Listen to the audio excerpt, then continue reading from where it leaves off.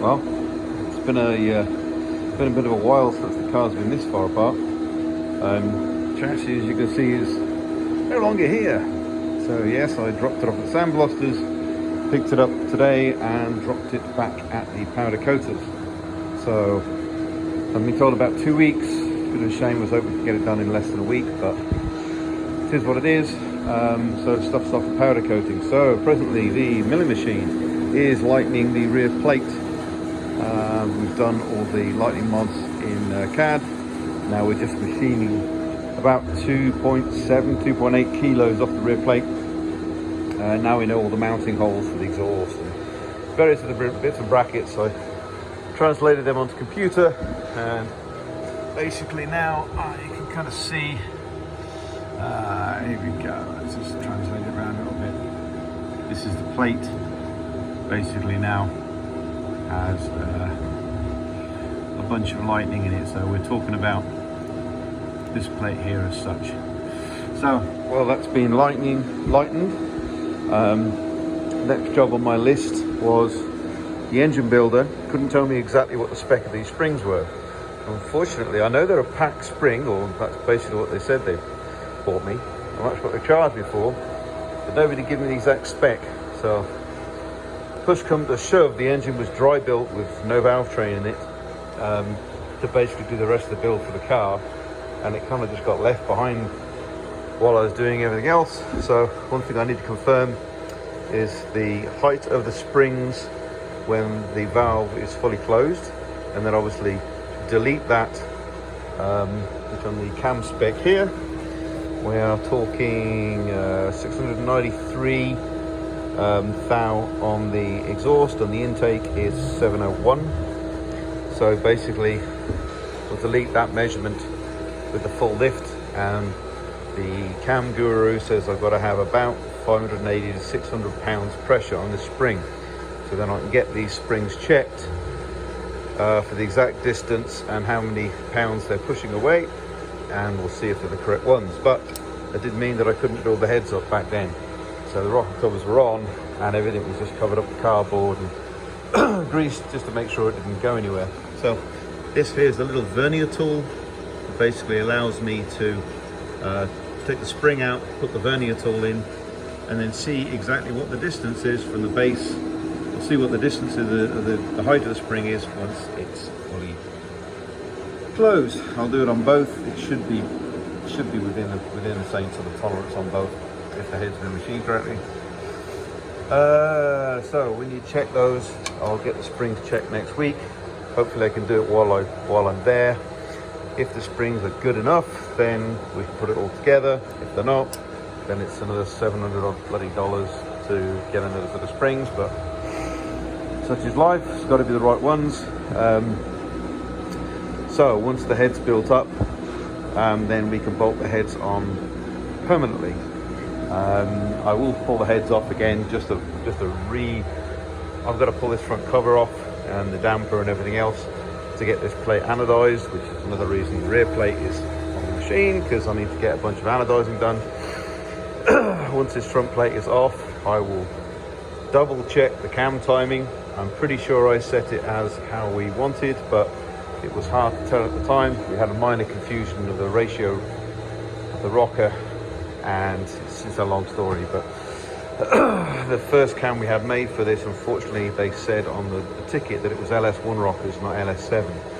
So they made me a cam that had about 720 thou lift, but unfortunately I have LS7 rockers, which I'm not replacing, and that meant that 720 thou lift went from 1.6 I think it is to 1.8 ratio, and it went up to something ridiculous like 800 thou lift, which was just insane. So there was a minor screw up, so we had to have another cam made.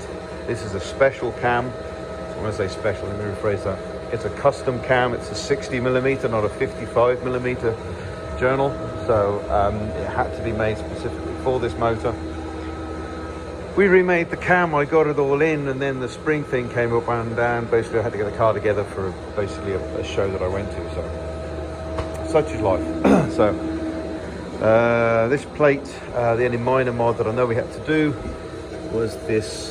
This is the adjuster for the alternator, and it's touching the the sump. So I'm going to machine it about 2 millimeters off the edge of that sump. One job I'd forgotten about, but once we've got to here, I realised what it is. We have to make the threaded adjuster bar here, which we now have a 1-inch chunk of steel and some all thread. So some 10.9 or 10.8 decent all thread, not just cheap shit. So I've got to machine that on the mill as well. That was another little job to be done. Once that machining's done, then I can send this off, that off, plus a bunch of other stuff with aluminum that I haven't plated before. Rocket covers are still to play with, but to be honest, I shall not bother about them quite yet. I've still got some thinking to do on that. I've got to build the motor up and make sure. I've left these rather thick, so basically I can undercut the back here if the rockers hit. And I made this technically wider on purpose, and then a standard LS cover to give me some more room if these rockers, what are we? Actually a crowler. Let's just drop them in. Let's try not to drop the slides, let's just placing them in. Oh, there you go. These are like a crowler shaft mounted. They're actually a stainless steel or a forged stainless steel rocker. I was warned against going for some of the aluminum ones at the time due to the failure rate that a few of them were having, that the RPMs want to spin this too. So this is what I was recommended, so this is what we went for. All that machining onto the base of this, where this bolts onto the head. There was an episode about that before. So there we go. The car's kind of just sitting mostly on here, which is a shame. It was off one minor piece to machine on the rear plate there. One thing I didn't realise when I first did the motor, put it in, is this core plug here. It's a threaded core plug. Actually sticks away from the face here, so it sticks out a tad. So just to get me away at the time, I took the core plug out, just unscrewed it as per, and just to get me up and running. So now I need to machine clearance for this on the adapter plate, something that I originally hadn't planned on. Put that in later. The eagle eye that spotted, you may have spotted, these heads actually came off of a race car, and unfortunately the guy, instead of putting the proper little plates here, decided to tap them out. Now, no biggie, but kind of annoying. Would have had to make them nice, because I could have bought like a custom set of steam ports there, but now because they're tapped out,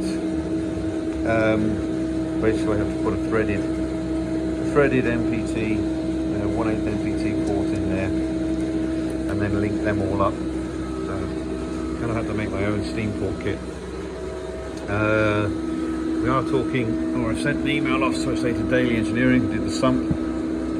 This port here on the dry sump was for the scavenge for the turbos, if the turbos were low. The turbos are not low now. We've actually lifted them up from the very first design we had, and I don't think I need this scavenge port. I don't want to put too much suction through the suction side of through the drain side of the turbo, so I'm a little concerned whether this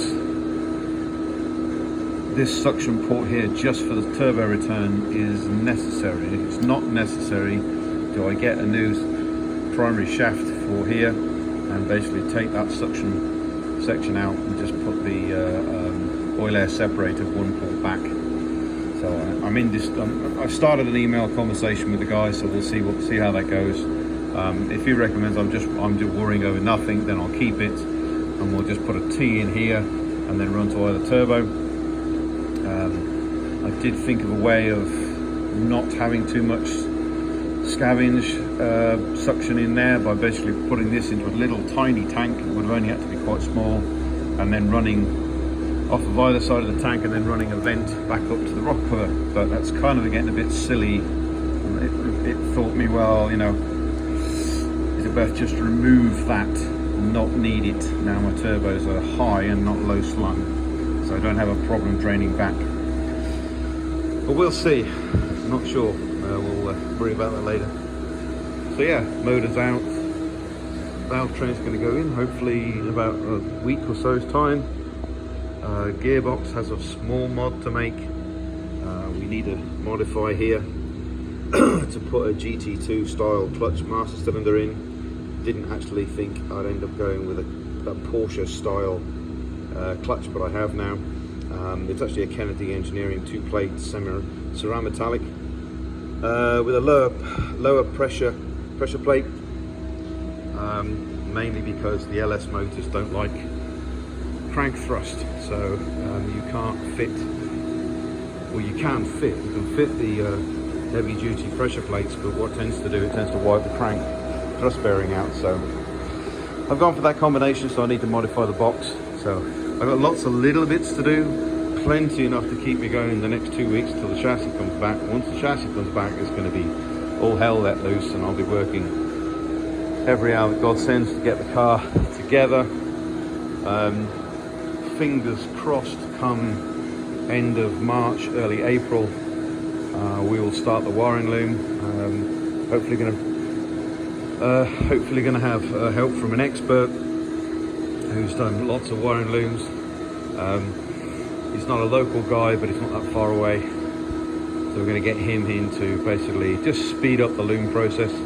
Not that I can't do it myself, I'm sure I probably could, but there's also that horrible thing about, you know, making mistakes and learning from it, whereas at this point here it'd be just best to just get the loom just done, engine loom and body loom, then I really don't have to, I don't want to make mistakes and learn from them at this point. I just want to get it done. So yes, a lot's going to happen, and it's going to be built pretty quickly.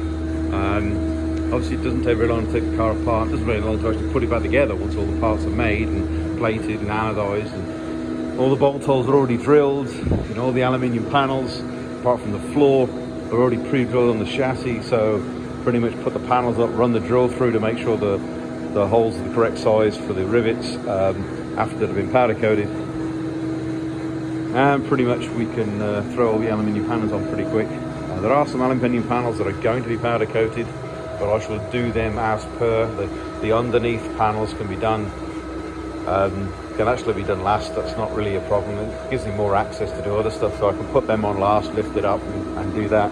So the underneath panels, the panels around the radiator, the closure panels on the side, which are going to be aluminium for the sill plates, they'll all be powder coated, as will the bulkhead panels. These are all nicely drilled out now for all the access panels. That's obviously the filler. So trying to get everything done in order, trying to make stuff, but yeah. Anyway, I'm blabbing. There we go. So chassis is not here. Yeah, it's a huge step bringing the chassis back, start bolting on stuff, and actually torquing the bolts down, and, you know, gluing panels on. It's going to be kind of the stage that most people who build kit cars start with. But anyway, I'll speak to you all soon. It'll be a short video, I'm sure, when the chassis will come back. See you later.